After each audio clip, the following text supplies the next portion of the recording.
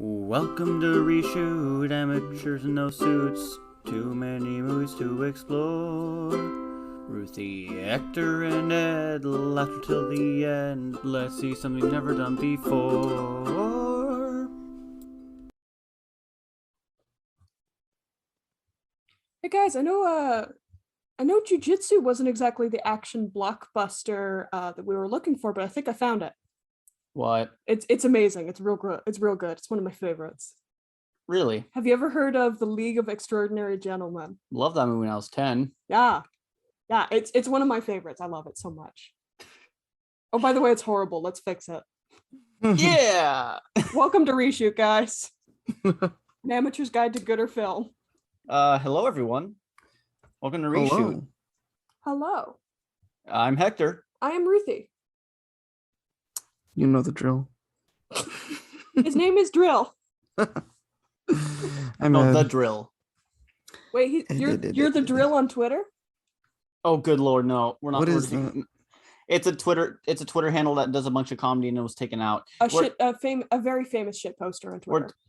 Yeah, so today we're coming together and we're going to fix League of Extraordinary Gentlemen. I watched this movie when it was before middle school, I think. I watched it and I really liked it, and apparently I'm not the only person who saw it when I was rather young. What the heck? What? Why have we all watched this movie before when we were young? It's a good movie. I like it. I watched it at it was my first sleepover at a friend's house, and no, I just remember like those HBO channels. It would just be there sometimes. Yeah. That's what happened with me. Yeah. It was really late and like I was in the living room just vibing, and I watched I watched it like from the halfway point onward. Like I think it was after Venice, and I really liked it, and it kept playing on HBO, so I watched it quite a few times. Yeah, I realized that also that I've never actually seen much of Venice and prior of the movie. I've always seen the later half, which is interesting. I remember this movie a little bit differently than what actually happened. I know, right? Anyway, speaking of, but let's see what actually happened. Cue natural transition. Ruthie. Hello, Hector. That was a very natural transition. Are you ready for plot synopsis? Yes, friend wife, I am. Thank you. This cave is not a natural formation. That's a Halo thing. Don't worry. Cut it out. No, I'm keeping all that in, including Nice. you saying cut it out. Okay.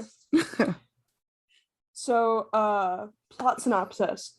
If you have seen the movie Avengers, you've basically seen League of Extraordinary Gentlemen. I'm not even kidding. There's a 9-year difference between the two movies, but the premise is pretty much the same. The main difference is that instead of comic book, it's based off a comic book, and superheroes, it's based off a comic book, but all the characters are also characters from the 1800s famous literary book characters.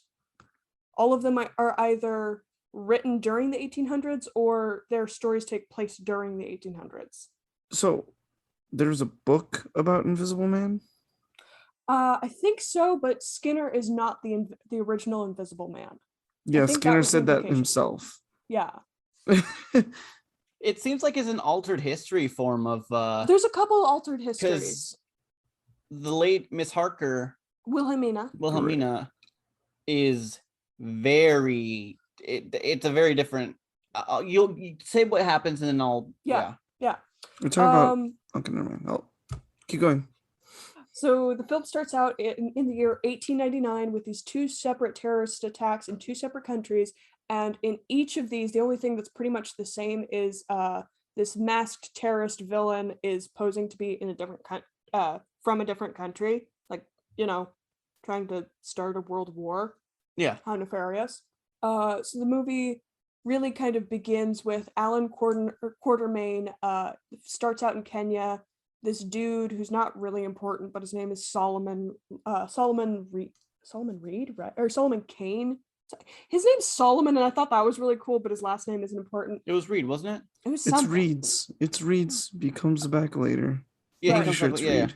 He's like in 3 scenes though. Yeah, Anyways, I don't blame you. He comes in and he's like, England needs you, and Quartermain just kind of replies like, England needs to fuck off. Bar fight ensues. Quartermain's like, all right, I'm gonna head out. Goes to England. Sorry, I'm imagining someone just like editing out, taking out context, you saying England needs to fuck off. Anyway, that's like 90% of England's history. Anyways, Quartermain arrives in London. This mysterious benefactor named M, like M as in monkey, I guess. Quartermain is designated the Captain America of the League of Extraordinary Gentlemen. And he meets some of the members of the crew, including Captain Nemo, who, if anyone cares, is the Iron Man of this group. Can you say what story he's from? Captain Nemo? Yeah. 20,000 Leagues Under the Sea? Yeah. Wilhelmina Harker, a vampire chemist, spoilers. BJ Skinner, who is an invisible gentleman thief. Rodney Skinner. Rodney? It's Rodney Skinner. Okay, Rodney Skinner, invisible gentleman thief. By the way, quick pause. Don't forget about the legendary Tom Sawyer. Oh, not yet. Not yet. Okay. They get some extra files, and then they go off to meet Dorian Gray, as you do. They all have a little bit of an exposition-y chat. They're all playing coy, and then the bad guys show up, and they have a gunfight. Tom Sawyer was disguised as a bad guy, and he comes to stop. He stops everything after all that ends. He's like, "Oh, I'm a part of the Secret Service," and Quartermain's like, "We have to make a pit stop to go to Paris, and then we're off to Venice." It's Sean Connery.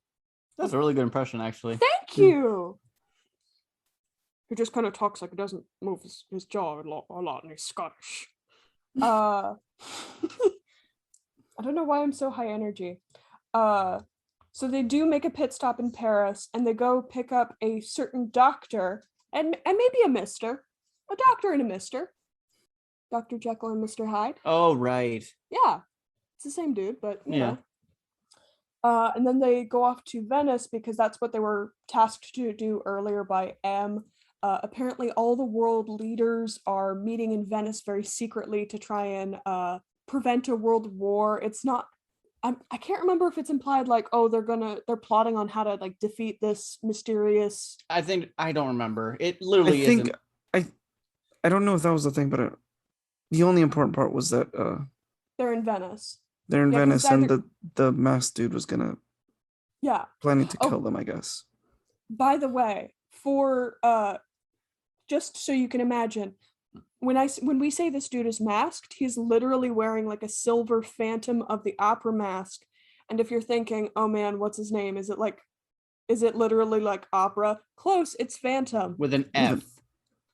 A very stylish F, I will say. I hate it.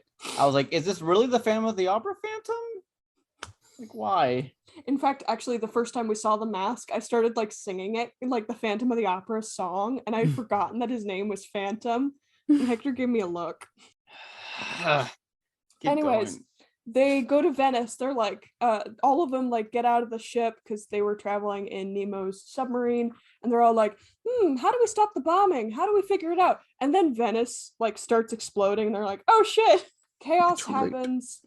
They stop the bombing by blowing up one more building that stops a cascade. Everybody, since leaving Paris and getting to Venice, they've not trusted each other, but for no reason. Yes, I'm salty about it. And they all just decide to pin the blame on Skinner, which is pretty much useless because the next scene, we find out it was Dorian Gray who like took all of their special abilities, blood from Wilhelmina, skin from Skinner, etc., not fully important, like the details, but he does that. Turns out the guy who hired them all along, M stands for Moriarty. Oh no! We've had no reference of it being of Sherlock Holmes or existing, but go off. Yeah. So they tried to follow after Dorian and Moriarty. Skinner has hidden on the vessel, and he's sending them coordinates somehow. Morse code. Oh yeah, it's Morse code.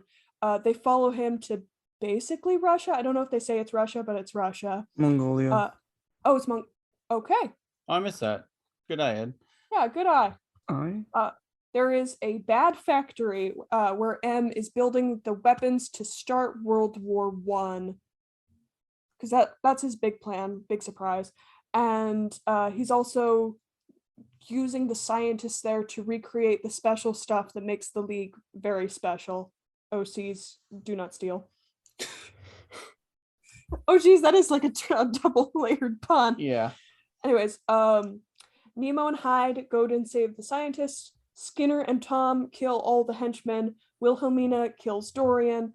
M is killed by Sawyer, who got some shooting lessons and some fatherly bonding by Quatermain, and then Quatermain succumbs to his wounds from his fight with M. Or the film ends back in Kenya at Quatermain's funeral, and as the League leaves, it is implied that Quatermain will come back to life because, and I quote, Africa will not let him die. Because of a shaman. Yeah, and the it's shaman was doing rituals and stuff. Yeah. That is fever apparently dream. in his backstory, like he saved a shaman's life. He explains this at Dorian's place, but he's like, I saved a shaman. The shamans told me that Africa will not let me die. Yeah. Yeah. And Doran's like, but we're not in Africa. The Giga White Savior. Anyway. Can I go first? If you want to go first, if you want to keep rambling, go ahead. I do. I like rambling. Rambling's fun. It is. Okay. So what I liked about this movie. Honestly, I just like the movie. Like I know it's bad, and I'm saying I like this movie not just because it's like a bad movie, but it's just a movie I enjoy. It's like comfort food. It's like grilled cheese on a rainy day, you know? I just something about it I vibe with. I also love the cheesiness, I'm not gonna lie. There are some lines, especially Dorian's. Dorian reads like a 2003 edgy emo girl, you know, like all of his quotes, every quote he says it in the most edgy way. He said it like how a 2003 emo girl would want him to say it too. Like he looks like. Yeah, and his haircut too, I will say. We're done. It's a lot. He's supposed to be extremely beautiful in the novella he's from. Yes. I mean, I'm not saying he looks bad, I'm just saying. I know. No, but like they didn't have to go as hard as they did. Yeah. Yeah, they didn't. He just seems like a very. I mean, it makes sense for the. No, story. it makes complete and total sense. I'm not saying it's Yeah. bad. It's just like, It's man, they full- went hard. He's full of his own shit, is what it is. Speaking of Dorian, I also appreciated the fact that despite the fact that we see Dorian shirtless many times throughout the movie, they didn't try and like super muscularize him by like having him work out to oblivion and dehydrate himself, like what happens a lot in movies, especially nowadays. Like Henry Cavill, he said like he could smell water after filming that one scene from The Witcher because he'd been dehydrating himself for 3 days. Yeah. Not cool. No, there's a lot of stories I've heard about that. Yeah. I'm not a fan of the practice.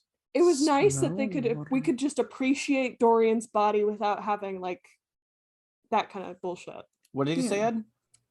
Smelling water is like a feat that I have not been able to do. I don't think you want to. Have you dehydrated yourself for 3 days straight? No. I'm pretty I mean, sure I that's can his smell body on water when it's survival like mode. when it's like nearby, but I wonder if you could smell water from like a room away Yeah, or I think something. it was like a survival mode thing. Like, here's water, drink it now, kind of thing. I didn't hate that.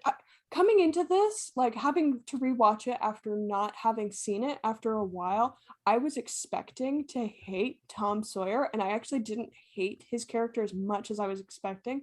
I do want to fix it, but it wasn't terrible, you know? Mhm. I don't know. I also I have enjoyed the fact that it feels like an Avengers ripoff, despite being made 9 years earlier. Like, I'm not even kidding. I think Avengers came in like out in 2012, right? Around, yeah. Because I was in middle school. Yeah. Yeah. And then this movie came out in 2003. Hence why Dorian sounds like a 2003 emo girl, but that's beside the point. It's basically the same thing, except Nick Fury is Loki at the same time. Yeah. My next, like, in the scene with Venice where Quatermain is confronting Phantom and he's like, was that the part where he revealed that M is Moriarty?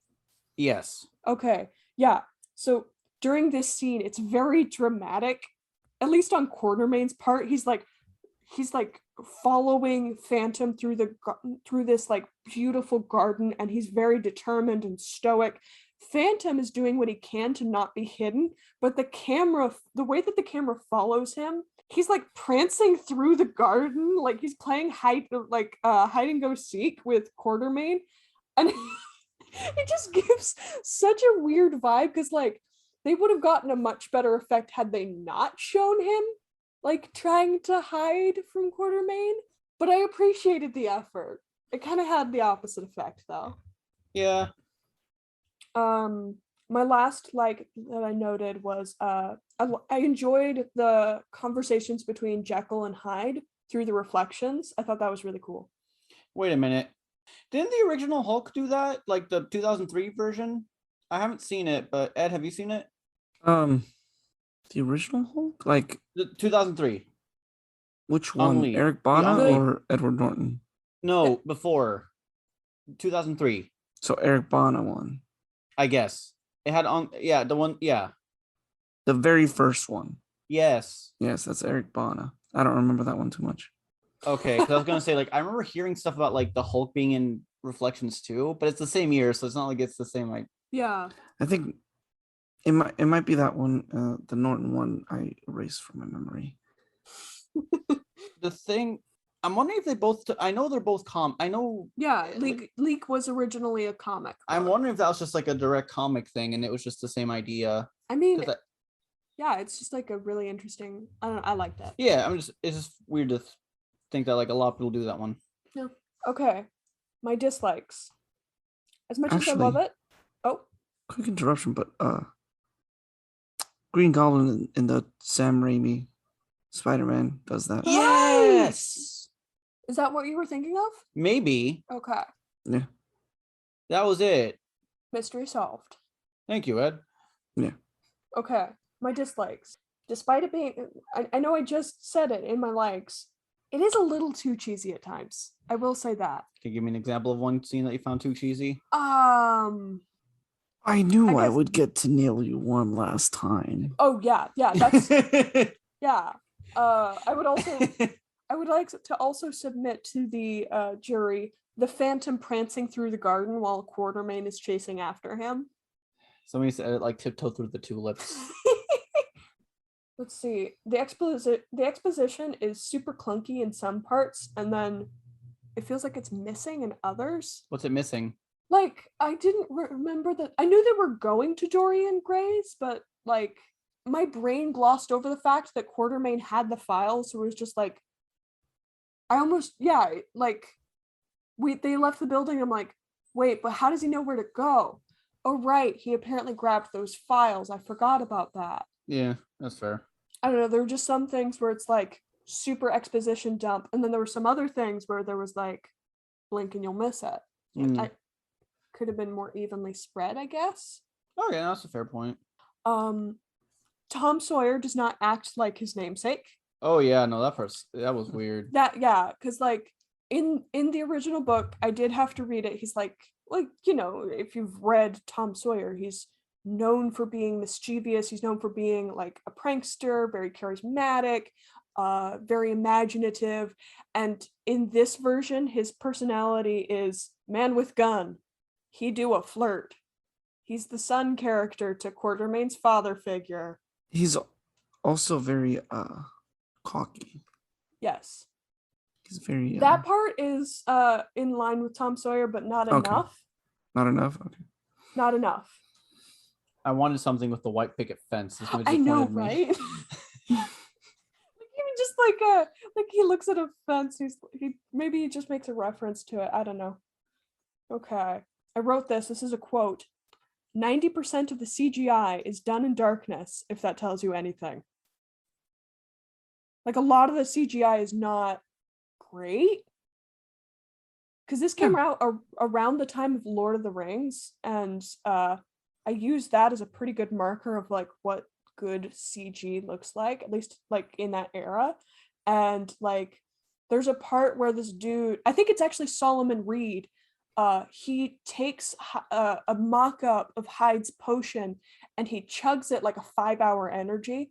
You're not supposed to chug it like a 5-hour energy. And you're not supposed to chug a 5-hour energy. Besides the point. I don't. Is that Reed? It wasn't Reed. It was some other dude. No, Reed was the wasn't? Invisible Man. Oh, Reed was the invisible guy. Yeah. Okay, so some other guy. He chugs it like a 5-hour energy, and he becomes like a super Hyde, and he looks really bad.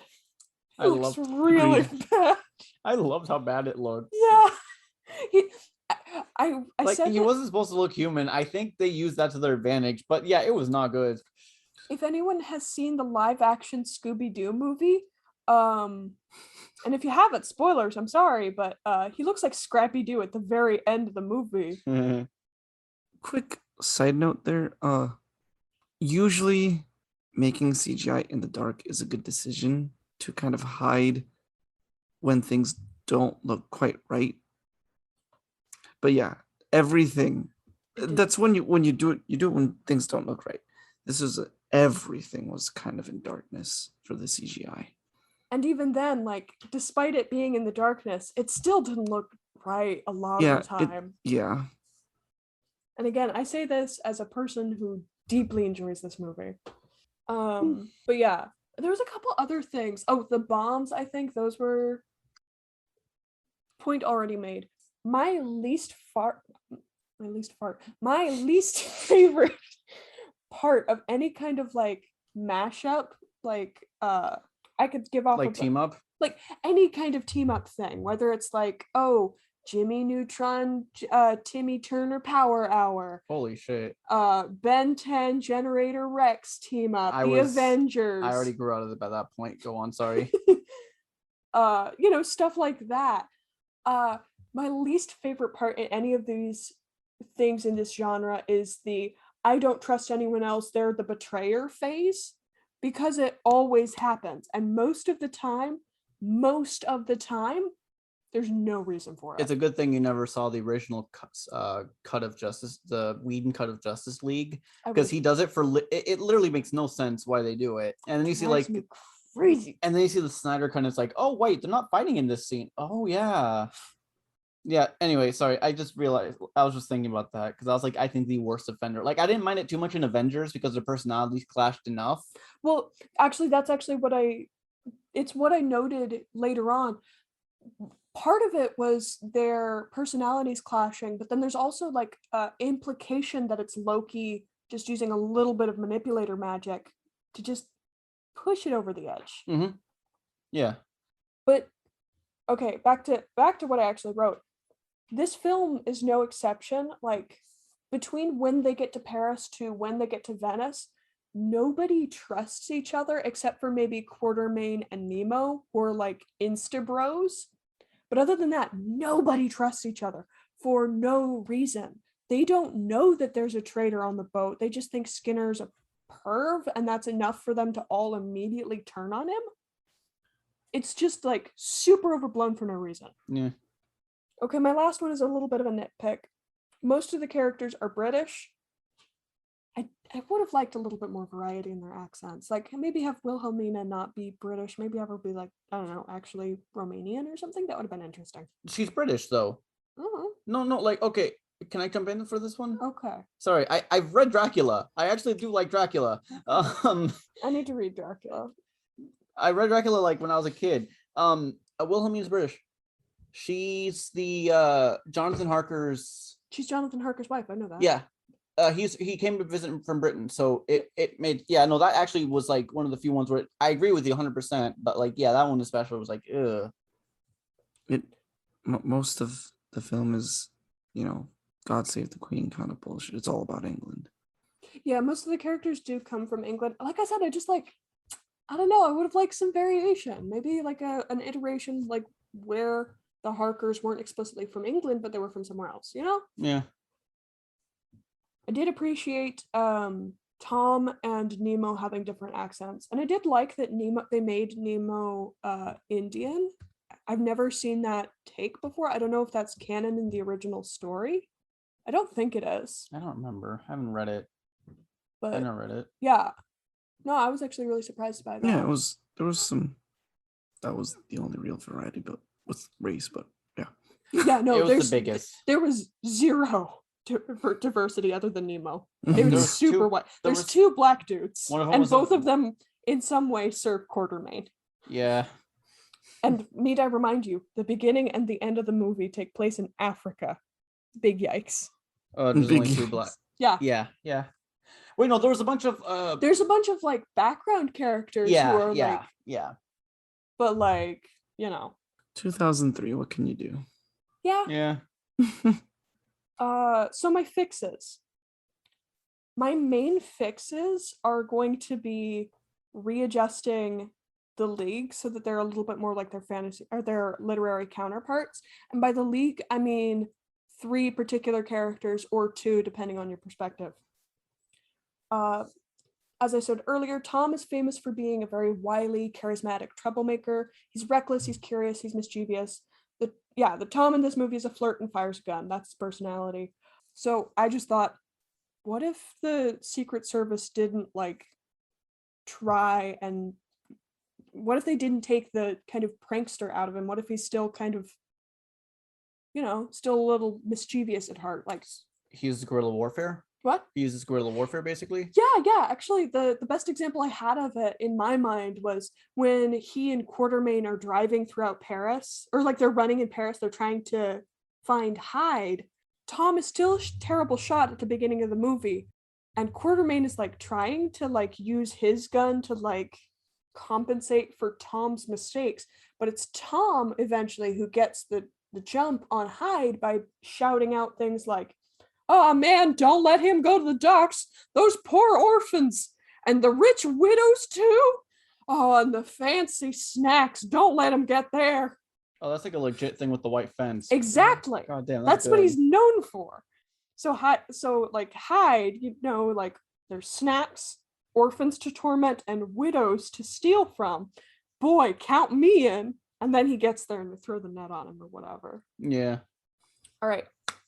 One character down, Dr. Jekyll. Dr. Jekyll, in his original book, I listened to the audiobook, he's described as being older and larger than Hyde. He's depicted as being a very respectable man and very intelligent. I don't think the actor who played him, despite doing a really good job, I don't think he fit Dr. Jekyll in appearance, like as a representation. Yeah. Hear me out. Keep the actor, switch the character. Hyde is described as being smaller, younger, and quoting from the book, nightmarish in comparison. He's like a gremlin of a human. Just switch him out. Have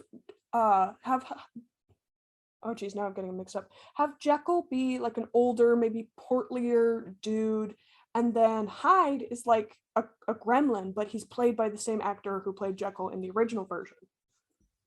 Okay. Does that make sense? So he just make the wilier, smaller instead of making him big and muscly like the Hulk, keep his super strength and like all the other stuff, but just smaller. He's more compact. In fact, make him, to put it in more like D&D friendly terms, he's dex based instead of strength based.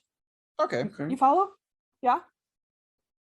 So like when they rope Hyde, Hyde jumps from the roof. He lands in this big, disconcerting crater compared to the rest of the man, and then they net him, and they're like, the movie can play off as normal.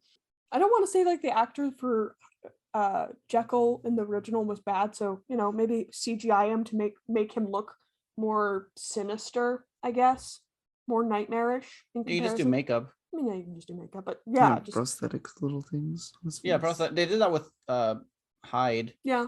Well, it's more like, I know the actor is going to listen to it, but I don't want to hear I don't want him to hear like, oh, Hyde's ugly. Make him look like Hyde. Make him play Hyde instead. No, I get what you're saying. He has the right frame for what you're going for. Yeah, the vibe. He's got the aesthetic, kind of. Yeah. No, I get it. Okay. Cool.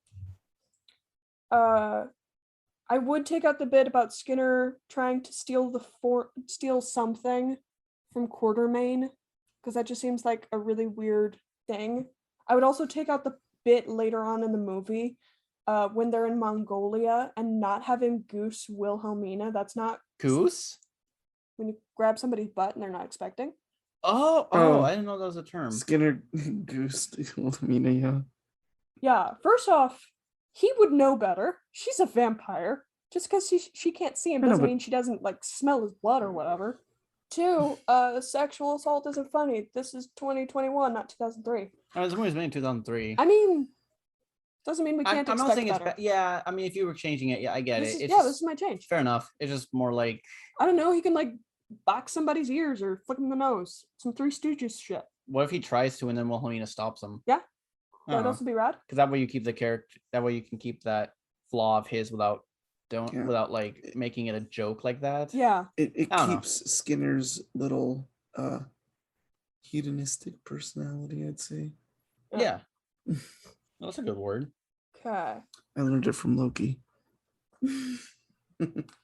I love how all the other League members, Sans, Tom, and Quartermain, don't have anything to go along with their backstories. Oh, sorry, did I say love? I mean, I think that's really weird and a plot hole. And we're gonna fix it, like, right now. You're telling me that Quartermain doesn't have anything, any kind of supernatural abilities from his adventures? Nothing at all in this canon. Oh, wait, Africa won't let him die.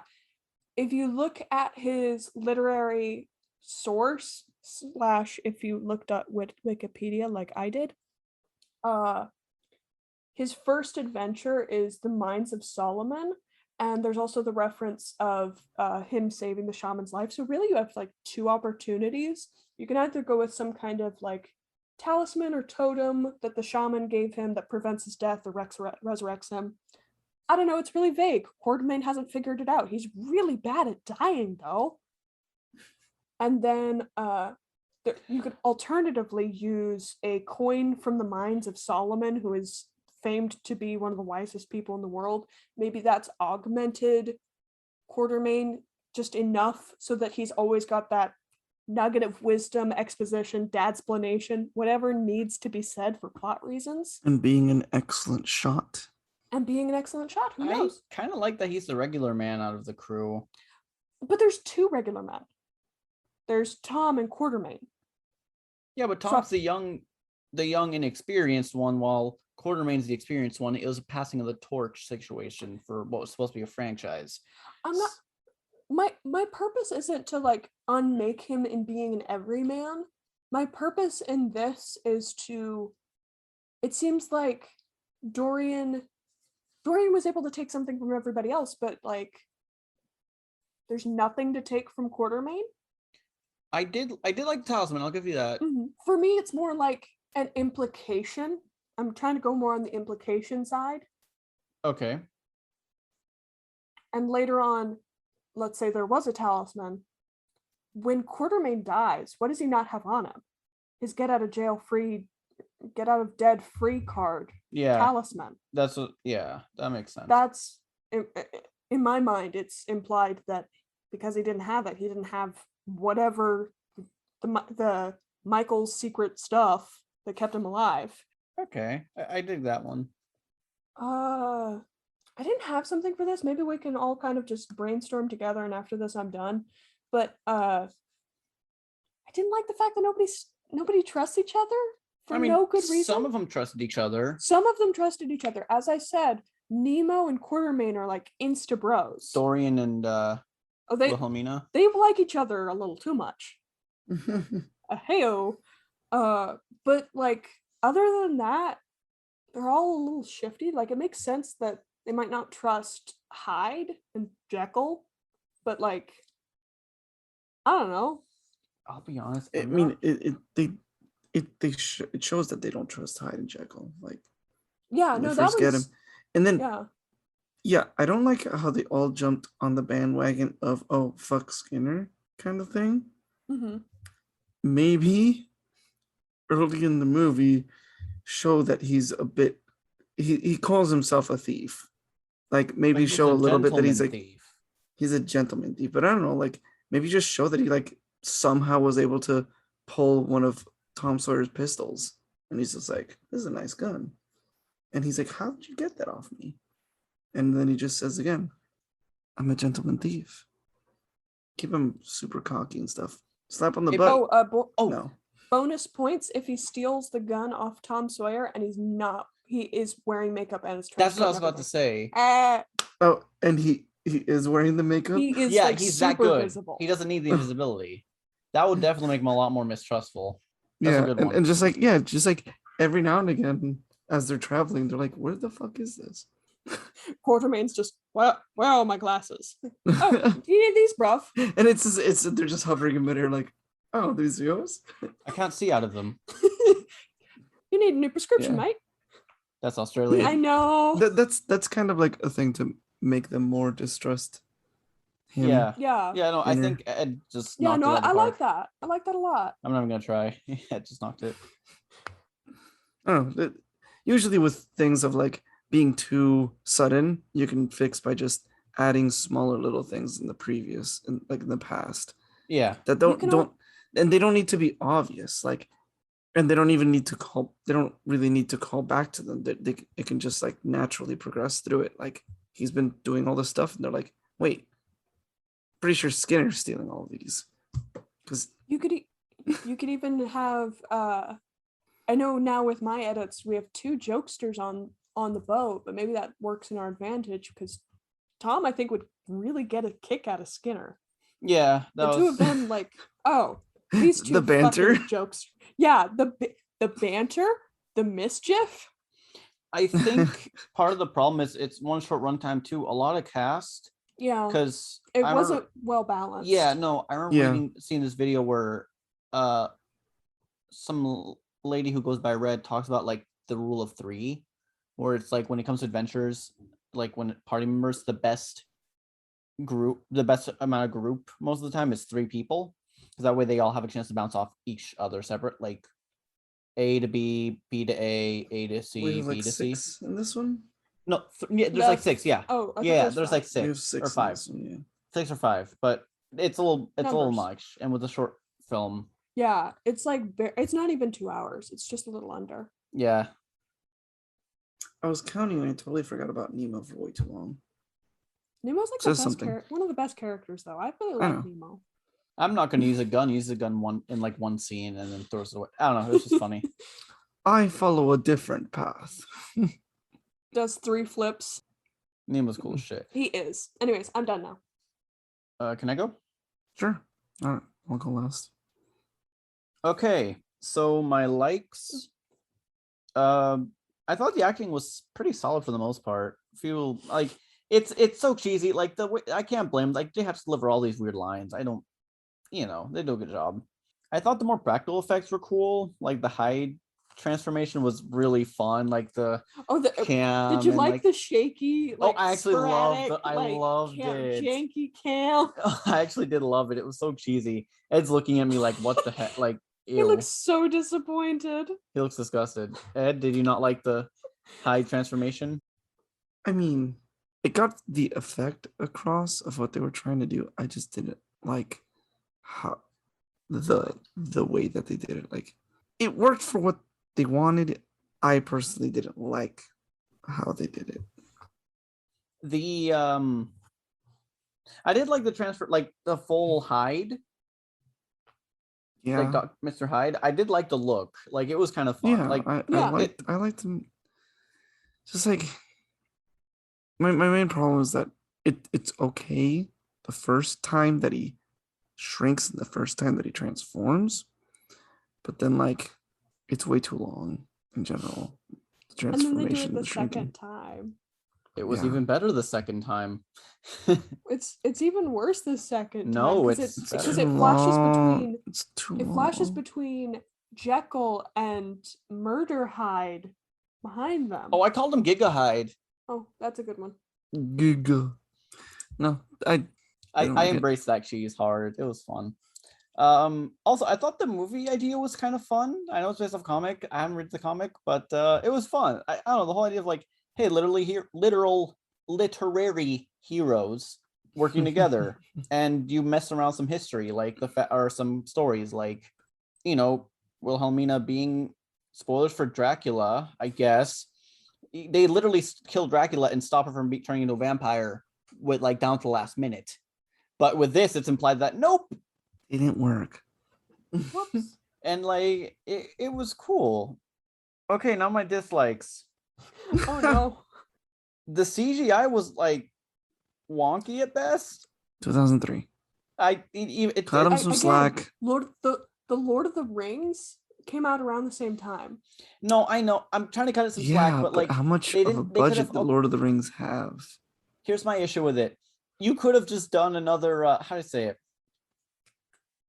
How to say Practical? it? Practical effects. Practical Like effects? yeah, like with the Nautilus, you just use a mini and use good camera angles, like they Like did Star Wars? in Star Wars. It's been done before. It's not that Blade expensive. Runner also? Huh? Blade Runner also did that very well with minis. I'm sure it did. I don't remember it. It's been a while since I've seen Blade Runner, but yeah, stuff like that. The only good fight scene that we could actually make out what the fuck was like at one point, ask Ruthie. I was telling Ruthie, like, man, this fight scene seems cool. I wish I could understand what's going on. The only one that actually made sense was the Hyde versus Giga Hyde. I guess this is like my other big one, and it's going to lead to my big fix. Some of the characters or references felt more like an oh hey, like a wink, than actually fitting the fucking story. I know who you're talking about. Fucking M is Moriarty. Wow. Of Moriarty, of course. Wait, what was the hint? I survived Ravenbach Fall. Okay, but you didn't mention anything like that beforehand. There's literally no reference. I just had inspiration for that, like while you were talking about your early likes. Hypothetically, let me present to you. What if he doesn't call himself M? What if he just says, I'm Sherlock Holmes. I survived when I killed Moriarty. Ha ha ha. And then it's like, oh, you're too evil. You haven't done enough cocaine. You're definitely not. Hey guys, do you want to know why he's called M? Because he's Moriarty. No, it's not because he's fucking Moriarty. It's a He's Bond British reference? Secret Service. M. James Bond. Come on. I've only seen like one movie. I haven't seen any Bond movie to completion. No wonder you guys hate that shit, and I thought it was kind of okay. No, that's because not it what makes I hate. sense with That's James Bond's Secret Service. M is always the one who's he's the leader of the MI6. Basically. No, I got that part. The part that I hate is the Moriarty part. So? I hate the Moriarty twist because there's no reference to him being Moriarty, or there's no hints. Okay, that's my issue with it. It's M. I got the M. I did get the M. I wasn't a fan of the M in this case being Moriarty. I don't have a problem with it just because it's a James Bond reference. Well, I'm going to fix it. How? Just even somewhere in the movie, I don't know who literally calls Quartermain Q, another code name in James Bond. James Bond was a book series before movies, right? I liked it. I liked that it was M. Also, it doesn't help that I didn't know who Moriarty really was. Oh, okay. See, no, I'm a huge Sherlock Holmes fan, so like that's why I'm a little salty. Like, I recognize the name, and I made the connection of M and Moriarty being little, they can't see me. Yeah, put my finger on my nose. It was a little there, but I like the M James Bond thing. And Moriarty, yeah, it's kind of cheesy, but it does fit the. So yeah, it's the right brand. Also, like it feels like he just stages a big issue. Like, oh, I'm M. I'm M. Actually, I'm not Phantom. I'm M. It's like a triple reveal. I'm M. Oh, I'm just gonna tell you this just to gloat, and then also to get the bomb ready. Okay, why not just set up the bomb ahead of time? They weren't looking for it. Yeah, because he's a James Bond villain. Okay, I guess if you do see it as a James Bond film, but the problem is, when does James Bond turn to a giant hulking monster? I haven't seen No Time to Die. I haven't. No, I'm saying M is literally just a James Bond villain. I get that, dude. Wait, holy shit. The Bond goes deeper. Sean Connery's in the film. Oh, fuck. He is one of the actors who has played Bond. He's the original I know. I'm just saying that. Fun fact, this is the last movie that Sean Connery ever did. It frustrated him so much he retired. Don't blame him. Anyway, I don't hate this movie. It's just like anyway. Sorry. So he keeps checking in, so I'm like, okay, here's one way to fix this. This is a small fix. What if instead he's like actually there's a difference between like being a smart gloating genius and also just being a stupid like genius. Like you don't have to gloat. You can just win and just point like cut to like maybe it explodes all of a sudden. And then you just cut to But before I kill you, Mr. Bond. At that trope, 9 times out of 10, that trope drives me a little mad. Just like just finish it. Pull an Ozymandias. Oh, I did this 15 minutes ago. Like just something like anyway. So he's maybe it just cuts to like him. You start to see sorry. Let me go back. We're gonna go way back to the beginning. Alan is talking to the guy who's visiting him in Solomon. Not Solomon. Reed. Yep. Reed is there in Africa with him, and he's like, hey, the same thing. Like, why don't you care for the queen? Oh, I don't care. The hints they were already doing, and then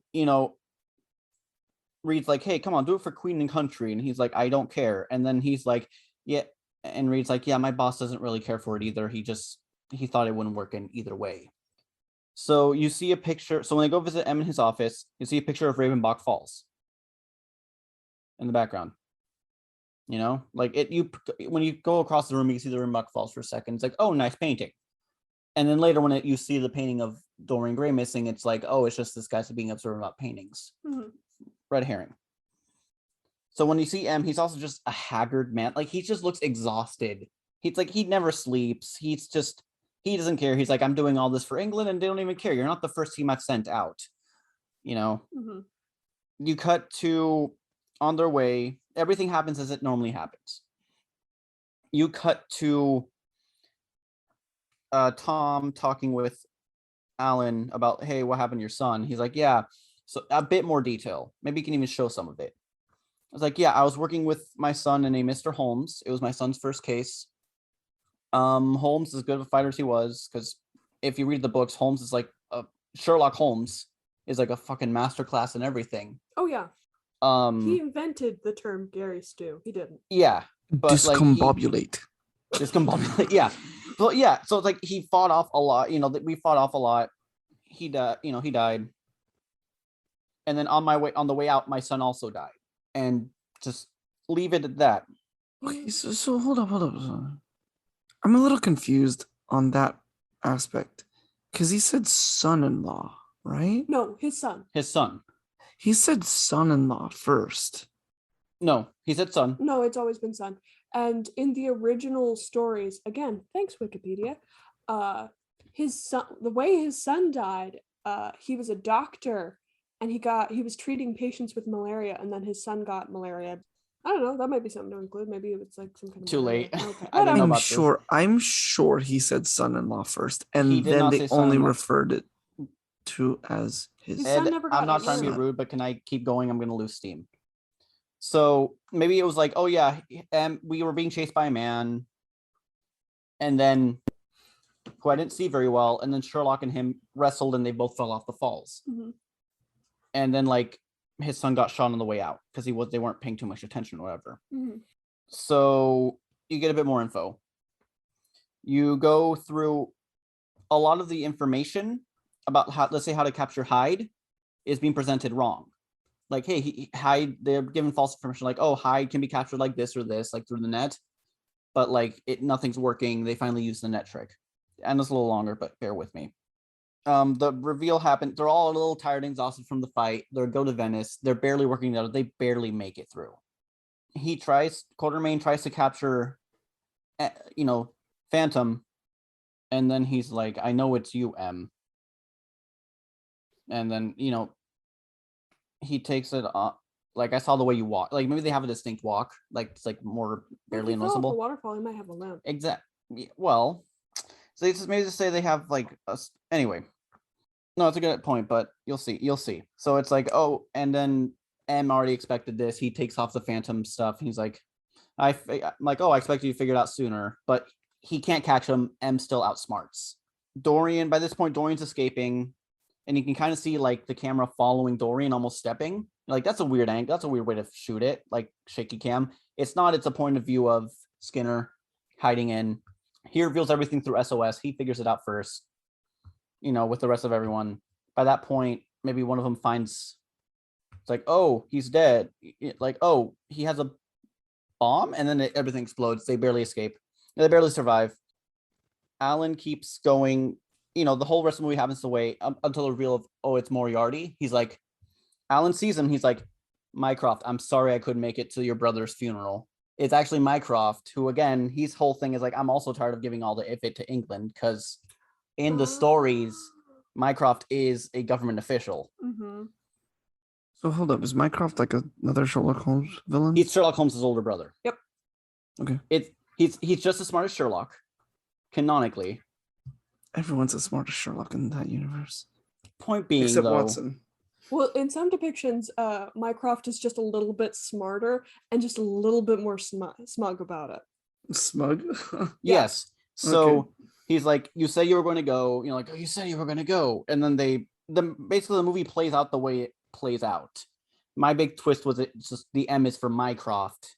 Not Moriarty. Not Moriarty, because I thought it'd be, Mm-hmm. yeah. It's a little, like, it's a lesser known, I've never heard the name before kind of thing. Have you seen the second Sherlock Holmes movie with Robert Downey Jr.? I've only ever seen the discombobulate one. Oh, that's the first one. Okay. Okay. Yeah. No, I never saw the second one. The second one has I'm not Mycroft. a fan of Sherlock Holmes, really. Oh, Okay. okay. Fair enough. Fair enough. I know some of the stuff is good, is cool, and honestly, I thought it would, that kind of like skeeving, like cerebral kind of stuff would work for me, but it just doesn't for some reason. It Fair depends on the iteration of Sherlock. I don't know. Each one has such a distinct, separate vibe. You have to kind of find the one that vibes with Legally, you. they have to. I mean, yeah. Because if you if you make Sherlock happy and nice like he can be in the books, you get sued by the Conan Doyle estate. Unless it's the Great Mouse Detective. That one's so different they let it fly. You're telling me a mouse detective is different from Sherlock Holmes, the original book? I'm sorry. But point being, though, it's literally a thing. If you show Sherlock Holmes as anything positive, you can still get sued, even though he's open license now. He's what's not open license? What's the term for it? Wait, so you get sued for misrepresenting Sherlock Holmes? No, for accurately representing Sherlock Holmes, because Doyle is a salty bitch, even in his grave. Not Doyle, his family.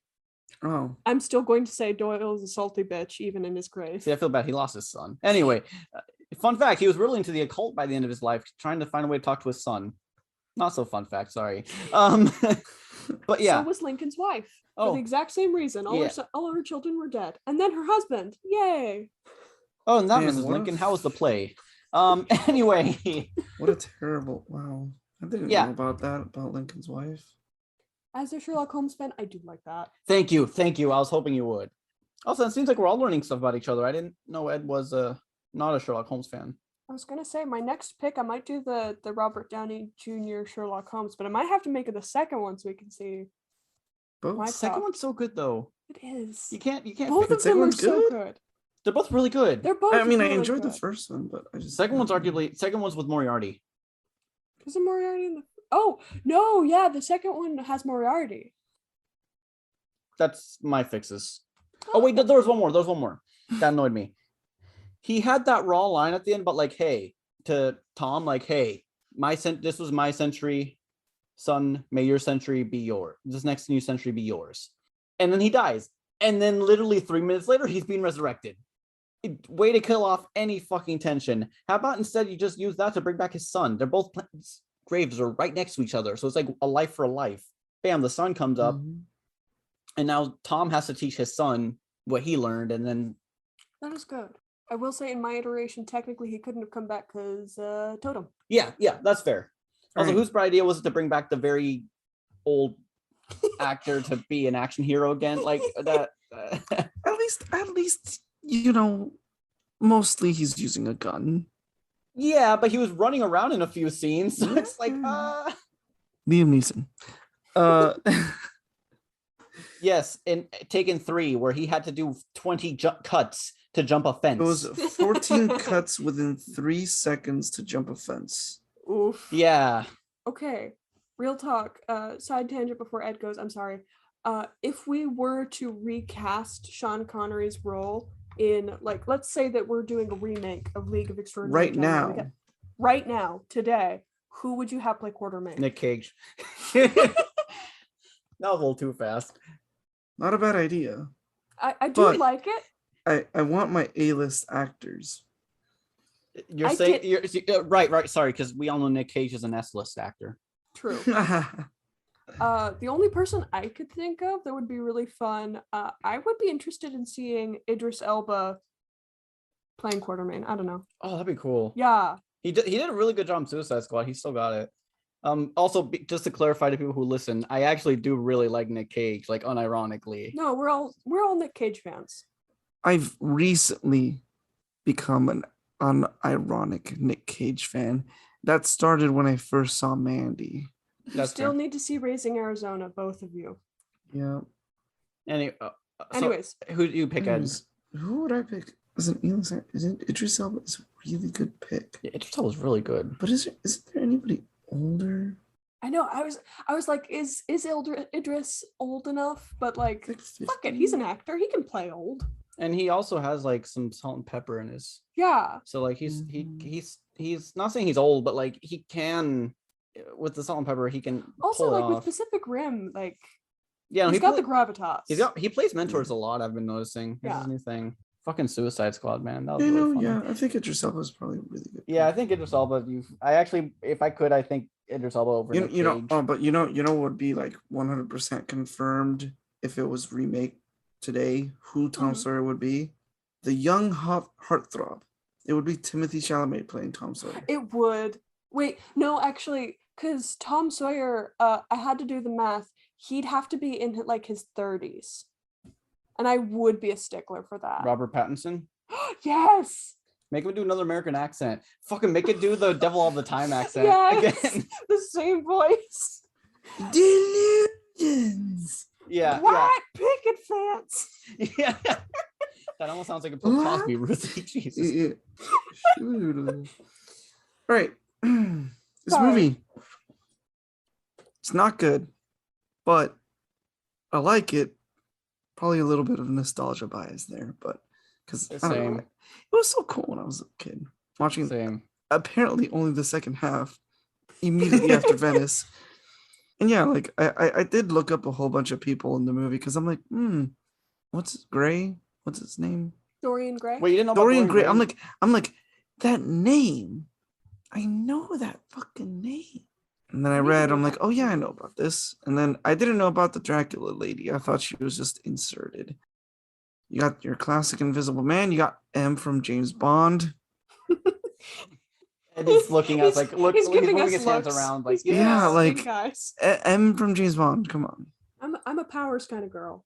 And then apparently Jekyll and Hyde are like they're the one person, right? Jekyll and Hyde. Yes. Mhm. Yeah, because That's from a literary work. The Strange Case of Dr. Jekyll and Mr. Hyde. Oh, okay. And then Tom Sawyer, heard of him before. The I Adventures didn't of know Tom who he Sawyer. was mostly, but yeah, I like now that I see this when I'm older and I have more knowledge of things. It was pretty cool seeing this. I didn't know that it was like that. Most of the movies just, you're a movie. There's nothing special about it for the most part. Oof. yeah. So yeah, one thing I think. Let's jump to dislikes real quick. Oh no. What the fuck, Phantom? Like the whole thing. In sleep, he tricked me Yeah. to plant some bombs. I don't know. Dialogue. Oof. For the most part, like so bad. Ooh.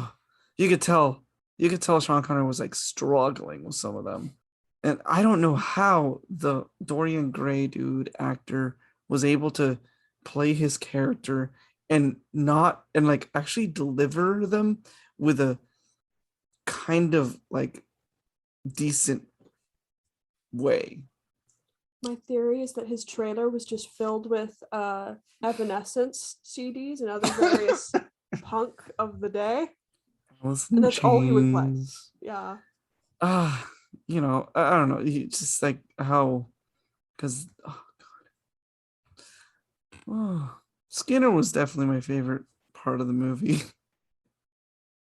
He's pretty funny. Could have been funnier. Tom Sawyer banter probably would have been cool with that. Nemo, very unremarkable for the entire film. The dude who did the flips and fought with a sword. He is literally the one that they like. He's definitely the most forgettable, in my opinion, of like we have to everybody. talk about him the least. Really? What? Because he was my Yeah. favorite. I know, but like, what impact does he do other than provide transportation? He's real cool. Exactly. He has a That's wickedly all cool it is. fight. He provides transportation. And That's he fights well. Yeah, I mean, He- but like, he has so does sword. everybody else. He has sword. Yeah. He do flips. He do flip. He do many flip. Yeah. Nemo was the most unremarkable of them all. And, you know, the whole distrusting stuff could have been so good. Because, first of all, I think Quartermain, I don't know how he is in his literally work, but Phantom M was trying to get him pissed off when he's prancing through the garden. He was trying to like pick at his brain, get him angry, you know, but he doesn't. But I think he should. I think, first of all, Quartermain should be pretty angry and wanting revenge for the majority of this film, especially after he blows up the house in Kenya with a bunch of his friends. He's so nonchalant about it, or he should have been like pissed off or something. I don't know. Because then, so you have him being fucking pissed off, wanting revenge. You have Dorian Gray being a smug piece of shit. You have the vampire lady, you know, being a vampire. And you got Sawyer and Skinner bouncing off each other, being scumbags. And you got Hyde and Jekyll, who just, he's a creep. And then you have Nemo, who's worshiping the god of death. There's so much there to just like have natural conflict instead of this weird fucking like just like we need conflict kind of thing. Skinner's the traitor kind of shit. That kind of conflict would be nice. Like, I don't know, Avengers, they did that very well. How would you? Any you'd focus more on, I guess. Yeah, how would you spark it? Because like the How would I spark it? The ingredients are all there. It just needs like. Yeah, I'm not Kevin Feige though, or like I'm not a good director. I don't know what the catalyst would be. Maybe it would be, I don't know, like Quartermain's trying to teach Sawyer something, and Sawyer has a witty comeback, and Quartermain doesn't really like that, and he just kind of like gets angry, storms off. I don't know. Maybe, I don't know, Dorian Gray has a problem, or Vampire Lady has a problem with Nemo worshiping the god of death, since they're basically undead. Oh, that's good. I didn't even think about that angle. I mean, even in the movie itself, like Vampire Lady made a thing. It's like, are you sure we want somebody worshiping the god of death to be on our crew? And then it's ignored. Yeah. But Ruth, you had a thing? Yeah, I had an epiphany. Moriarty didn't want them to succeed in the first place. What if he's like feeding them all lies about, or like, you know, he's feeding them misinformation. So when there's fuck ups, or when there's any kind of like, oh yeah, he's creating. Oh, the bombs are already friction. there. Oh, that's good. Like he lied on the paperwork for some of them. Yeah, like in their file. I don't like that. I don't like that. I don't like that. I don't like that there was lies in the paperwork. I thought that's where you're going, but I don't like that. I would put it more as just like they kind of got to Venice too late, right? Maybe they start blaming each other just because of that, but that's just Moriarty being a step ahead. That wasn't his intended consequences, but it still works on his side, kind of thing. Or maybe, you know, Moriarty's a fucking genius. He knew it would happen. I like it more to just be, instead of Ares from Wonder Woman, just like actually have it more organic kind of development and traders, because you have a lot of time in the submarine with just the characters interacting. There could be a bunch of conflict there at the first trip to Venice.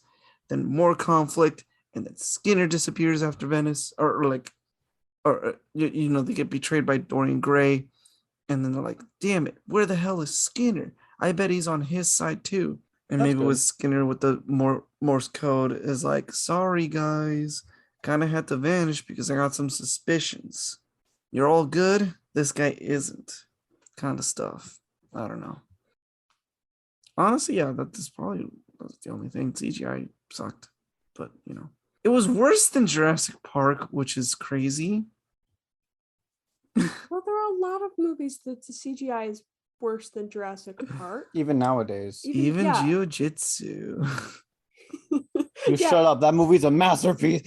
I mean, yeah, it on a scale from Jiu-Jitsu to Jurassic Park, League of Extraordinary Gentlemen, it's definitely not a Jiu-Jitsu with the guy like full running but barely moving in the doorway thing, or the bullet in the air thing. Yeah. I'd say it's more like the angels in if we're talking about another Nick Cage film, the Angels in Knowing. It's a little worse than Knowing, because I liked where they were going with the Angels in Knowing, but the execution in League is just a little bit worse. Ed's shaking his head like, Hector, stop it. No, I just don't like knowing. Fair enough. No, but a little bit of conflict. To resolve it, I guess they just all get angry at Dorian Gray. The M reveal from Phantom villain sucks. This is all bad. I like the little recording he set up, because that's so James Bond. I love it. Before I kill you, here's my master plan. But I like how the bombs actually worked, kind of, in a way. How many times do I have to kill these men? You should have planted more bombs. I don't know. Yeah, like, it's all Gucci in my mind. I don't care what anybody says. That last shot from Sawyer is cool as fuck. No, that was It cool as was. fuck. No. And I like how it's not like how they didn't really like exaggerate kind of the shot. It's just boom, real time bullet travel, hits, dead. That's it. So good. It didn't follow the bullet too much. It didn't do all this crazy stuff. It didn't do the slow motion shot, like you see him get shot from 3 different angles and then fall. Or just like the slow motion trigger pull with like the muzzle flash and air, hot air and stuff. It's just boom, hit, dead. I agree with you, but I'm also a sucker for the whole bullet time, like slow. Especially you can see like the mechanism of the gun before the bullet fires. It's kind of cool shit. It's used too much. Good.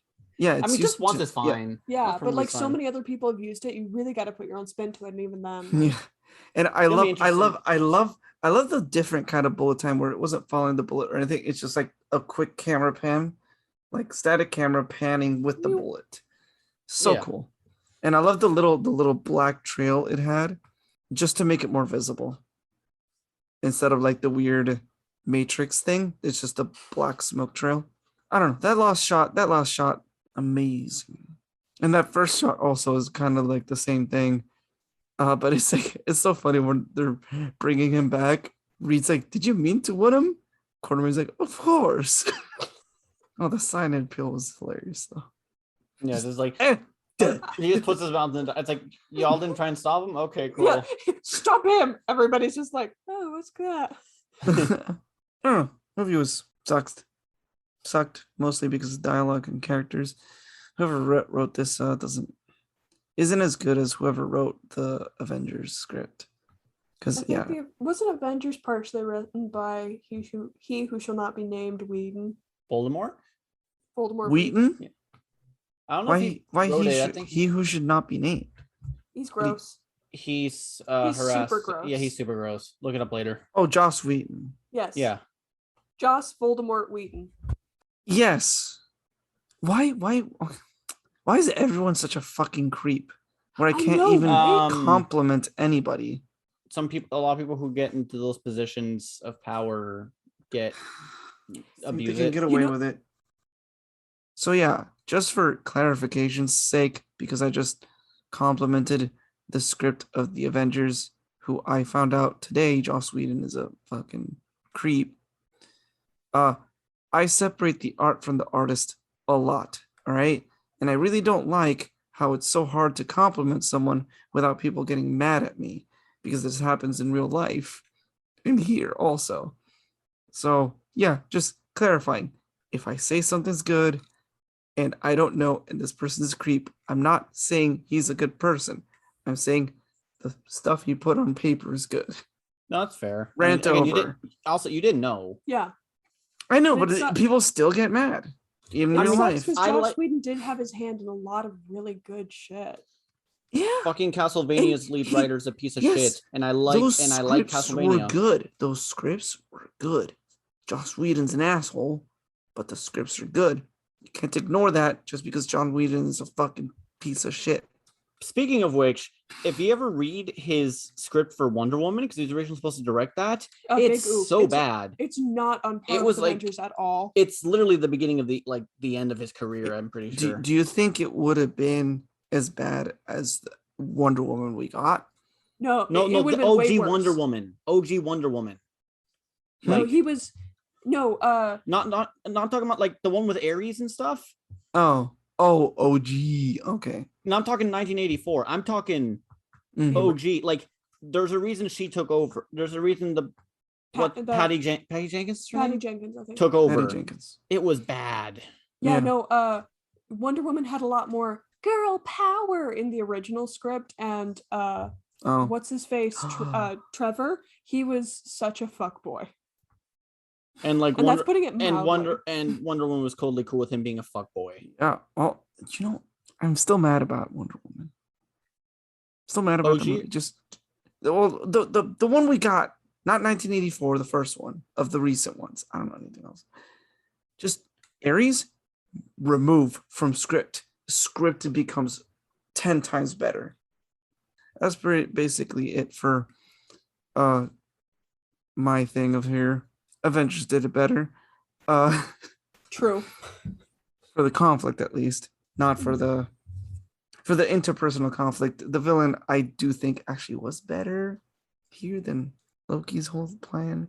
Anyways, It's because he based Loki off the more Christian like devil thing instead of like actual Norse. yes, they fixed And I'm talking about Anyways, Joss. I'm not talking about the other. Yeah. yes, writers. yes. Ruthie, grade it. I gotta say it's a B. I love this movie. C-. It's not bad. I'm just gonna.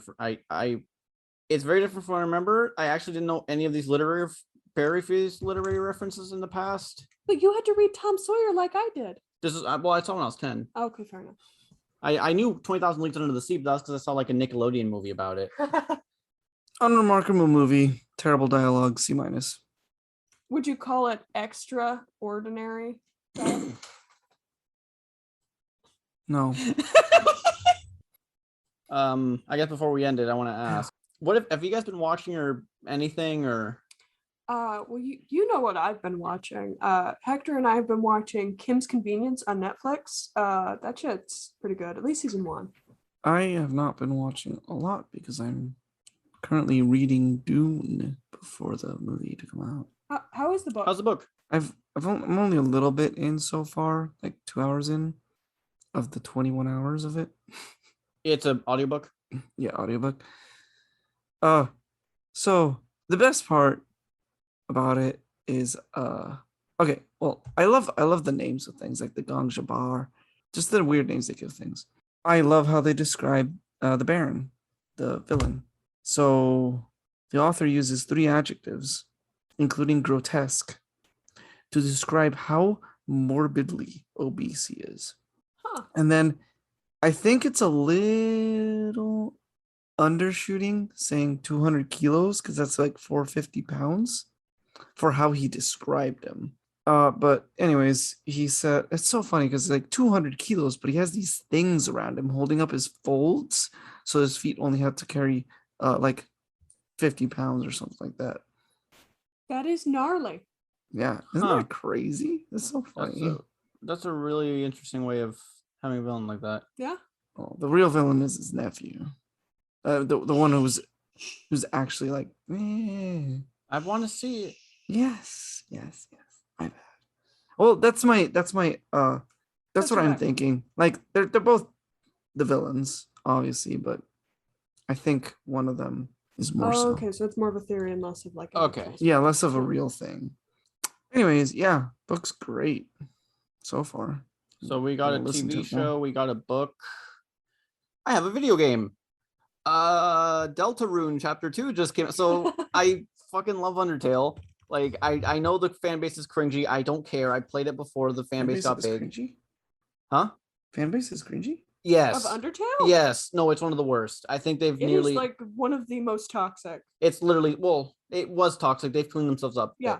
Anyway, Deltarune Yeah, is the Smash Bros community had a purge. this was less of a purge and more just people stopped caring. And people grew up. And grew up. But anyway, remember they're all old. Most of them, the original OG Undertale fans, for the most part, were Homestuck fans because Toby Fox, the creator, was a part of Homestuck. He helped make music. Anyway, point is, Deltarune came out, which is like a sort of spin-off. And for all those people, I was worried that like Undertale was in a sense a fluke. But no, holy crap! Like chapter 1's like, okay, it was fun, it was really good, I'm interested. But chapter 2 is gonna be like the real taste. And no, by the way, it's on Steam for free. Chapter 1 and 2 of Deltarune are free. And Free. Yeah. It was like 5 hours long. Like both chapters together are like 5 hours. And there's other stuff I don't want to spoil, but I can run that on my laptop, right? yeah, Easily. no, it's so fun. It's not a fluke. Like Toby is a legitimately good game developer.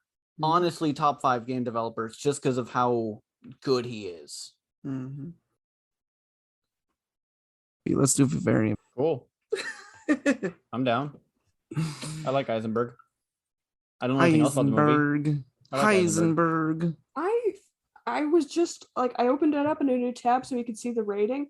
I thought that the lead lady was another person. In fact, I thought it was Emma Stone, but apparently it's not. Huh. I did not recognize the other lady. Her name. You know, they would have good chemistry because they did Zombieland together. Dude, yeah. Yeah, let me see. What's her name? Imogen Poots? Oh, Imogen Poots? Oh, it's Imogen Poots. Imogen? Yeah, I've heard of her. I'm not familiar with her. She's good. She looks a lot like Emma Stone. I've heard of her. I haven't seen her. No, I'm thinking Imogen Heap. That's a song.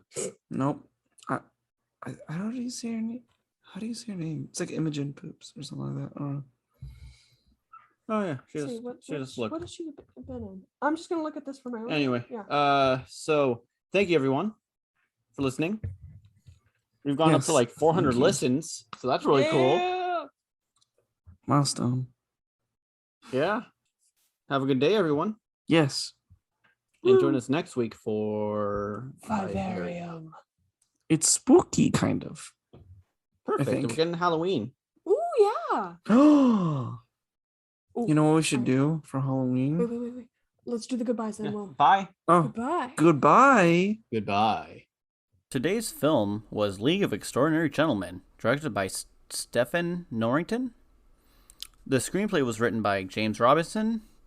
And, the comics of Kevin O'Neill and, Alan Moore. No wonder he hates adaptations. The cinematographer was Dan Lawson. Go show some love to their various social media accounts. They made a movie, which is more than we can say here.